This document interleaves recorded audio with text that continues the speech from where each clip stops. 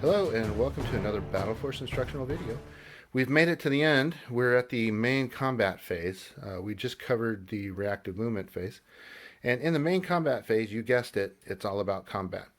So we're done moving, and where our models are resting, I guess, is where they're going to act from. There's no more dodging, none of that nonsense. We're just basically having a big firefight. So let's say we've got this situation now to where we've finished moving our models. We're now in the combat phase. Oops. We're now in the combat phase. Starting with the player who won initiative, we alternate models and select them and then pick a target and shoot at it. And then they are retaliated. Again, no negative modifiers apply during this particular, I guess, phase. So, for instance, our green or militia model here, level model, is a base of 3, and we have a guy here who's cover for 4, and guess what? That's all it really is. So now he can opt to increase the rate of fire. Let's say he hits his selector switch up to the second position, giving him an extra dice, so he goes from 1 shot to 2.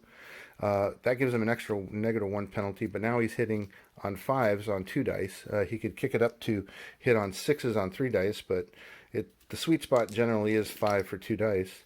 And, well, that was really sweet, but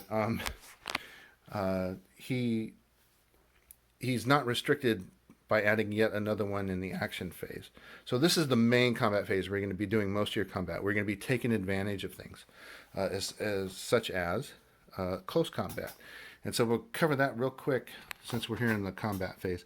If you end up, no matter how you do it, but if you end up within 3 inches of another or of an enemy model, either through reactive movement or through an action or that person coming within 3 inches, however it ends up, that initiates a close combat situation.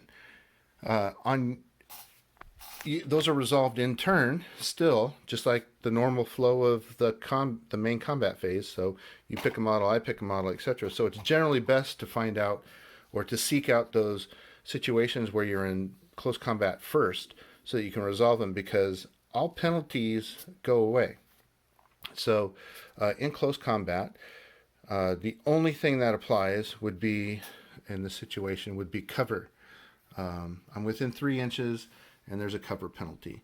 But all negative modifiers, those for your weapon selector switch, those for bleeding or like you're wounded, range modifiers, modifiers having to do with anything go out the window except for cover. So you take your base skill, which in this case, this is a corps officer. So he's base of 2. There's a cover for 3, and he can kick it all the way up to 3 shots and be hitting on 3s. And that's why close combat is so effective, except if you roll like that. But you get the gist. It is one of the, plus you get, plus you get an additional +1 when you're in close combat. So he'd be hitting on 2. So all 3 of these hit.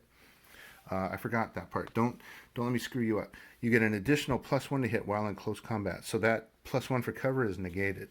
So you're basically shooting at your base combat stat. Remember that rolling a 1 is always a miss, even if that's what is required to hit. So again, if you can if you could wiggle your way into a close combat situation to where you're going to get first chance to roll some dice, you got a pretty good chance of taking out the enemy that way. And that's all there really is for the action phase. And I guess we're going to go ahead and go right into a little wrap up.